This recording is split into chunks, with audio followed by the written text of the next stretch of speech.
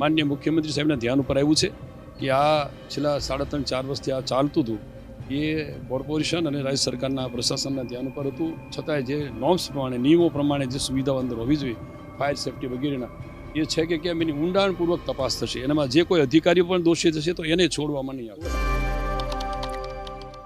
Rajkot અગ્નિકાંડમાં મૃત્યુઆંકનો official આંકડો જે છે તે 28 છે, ત્યારે આનો ઓફિશિયલ આંકડો જે સામે આવી રહ્યો છે તે 33 થી 34નો છે. ત્યારે ખરેખર જો વાત કરીએ તો ભાજપ નેતાઓએ સહાનુભૂતિનો ઢોંગ કરવા આવી ઘટનાઓ જ્યારે બનતી હોય છે ત્યારે જવું જ ના જોઈએ. તેમના જ અધિકારીઓ દ્વારા ભ્રષ્ટાચાર આચરીને સામાન્ય જનતા તેનો ભોગ બનતી હોય છે. ત્યારે રાજ્ય સરકારના કેબિનેટ મંત્રી કુંવરજી બાવળિયા પોતાના પક્ષનો લૂલો બચાવ કરતા કહી રહ્યા છે કે હવેથી ધ્યાન રાખીશું અને આવી ઘટના નહીં બને. તો મંત્રીજી, તમે માની તો રહ્યા છો કે તમારી પાર્ટીમાં ભ્રષ્ટાચાર આચરાય છે અને પહેલા ભ્રષ્ટાચાર આચરાતો હતો, પરંતુ હવેથી તમે નહીં આચરો. તો વધુમાં કુંવરજી બાવળિયા પોતાની જ પાર્ટી પર બફાટ કરતા શું કહી રહ્યા છે તે જોઈએ. ખૂબ જ દુઃખદજનક, એટલા માટે કે કોઈ પોતાનું વારસોઈ બાળક ગુમાવ્યું, કોઈ પરિવારનું કોઈ સભ્ય ગુમાવ્યું, અને એને ધ્યાનમાં રાખીને બનાવ બનતાની સાથે જાણ થતાની સાથે રાજ્ય સરકારમાંથી પણ અમને પણ જાણ કરવામાં આવી હતી. હું બહાર હતો, ગૃહમંત્રી આદરણીય હર્ષભાઈને વગેરે આજે વહેલી સવારે માનનીય મુખ્યમંત્રી પણ આ જગ્યાએ મુલાકાત લઈ ગયા છે.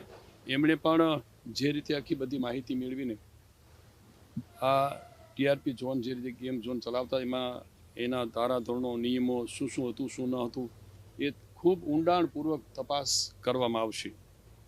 સાથે સાથે જે કંઈ બનાવ બન્યો છે એમાંથી જે પરિવારના સભ્યોને ગુમાવ્યા છે એ માનનીય મુખ્યમંત્રી સાહેબે ખૂબ ગંભીરતા લઈને, ગૃહમંત્રી હર્ષભાઈએ પણ ગંભીરતા લઈને સીટની રચના કરી છે, કમિટી બનાવી છે. એની વિગતે તપાસ થશે, ડિટેલ તપાસ થશે. ક્યારે ઝોન શરૂ થયો, એની અંદર કોણ માલિકો હતા, કઈ રીતે, બધી ટૂંકમાં તમામ પ્રકારની ડિટેલથી તપાસ થશે અને એમાં જે કોઈ દોષિત ઠરશે એને સખતમાં સખત સજા થાય એ રીતની કાર્યવાહી માનનીય મુખ્યમંત્રી સાહેબ કરશે. એ રીતે એમને આજની મુલાકાતને અંતે ખાતરી આપી છે. માનનીય હર્ષભાઈ પણ એ વિગતે તપાસ કરવા માટે એમણે પણ સતત અહીં મોનિટરિંગ કરી રાત્રે જ આવી ગયા હતા. હું પણ વહેલી સવારથી અહીં આવી ગયો છું અને એમને પણ જે રીતે માનનીય મુખ્યમંત્રી સાહેબે મુલાકાત લીધી અને ગંભીરતા લીધી છે પ્રમાણે આવતા દિવસોમાં રાજ્ય સરકાર પણ પૂરી ગંભીરતા લઈને આ દુર્ઘટનાને પૂરી તપાસ થશે. આજે માનનીય મુખ્યમંત્રી સાહેબે આ બાબતે ખૂબ ગંભીરતાથી વાત કરી કે હવે ભવિષ્યમાં પણ આવું કોઈ જગ્યાએ ન બને એ માટે પૂરી કાળજી રાજ્ય સરકાર તરફથી લેવામાં આવશે. એ અંગે પણ એમણે પૂરી ખાતરી તો ખરું અને એ પ્રમાણે કહ્યું છે કે એમાં કોઈ હવે કચાશ રાખવામાં નહીં આવે.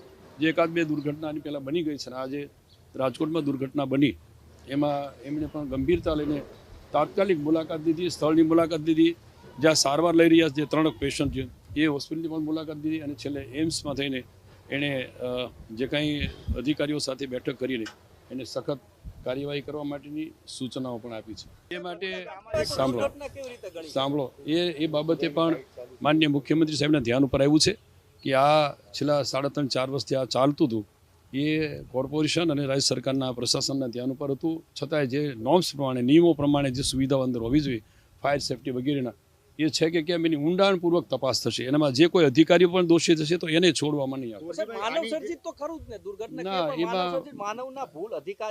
થોડી ભૂલને કારણે વાત સાચી છે કે થોડી લાપરવાહી, થોડી ભૂલ એને કારણે દુર્ઘટના બનવા પામી છે. પણ હા, એટલે એને થોડી ન કહી શકાય, પણ જે દુર્ઘટના બની છે તો દુર્ઘટના છે જ, એને એમ ગંભીરતાથી રાજ્ય સરકાર લે છે. એને કોઈ હળવાશથી લેવા માંગતા જ નથી. એમાં અધિકારીઓ હશે, પદાધિકારીઓ હશે કે કોઈ પણ એના સંચાલકો હશે, એમાં કોઈને કચાશ એ માટે પણ માનનીય ગૃહમંત્રી અને માનનીય મુખ્યમંત્રી બંને આ બાબતે પણ ગંભીરતાથી લઈને એ નિર્ણય કરવાના છે. તો કુંવરજી બાવળિયાના આ નિવેદન પર તમારું શું કહેવું છે તમને કમેન્ટ કરી ચોક્કસથી જણાવજો તથા અમારી ચેનલ નિર્ભય ન્યૂઝને લાઇક, શેર અને સબસ્ક્રાઇબ કરવાનું ભૂલશો નહીં. આભાર.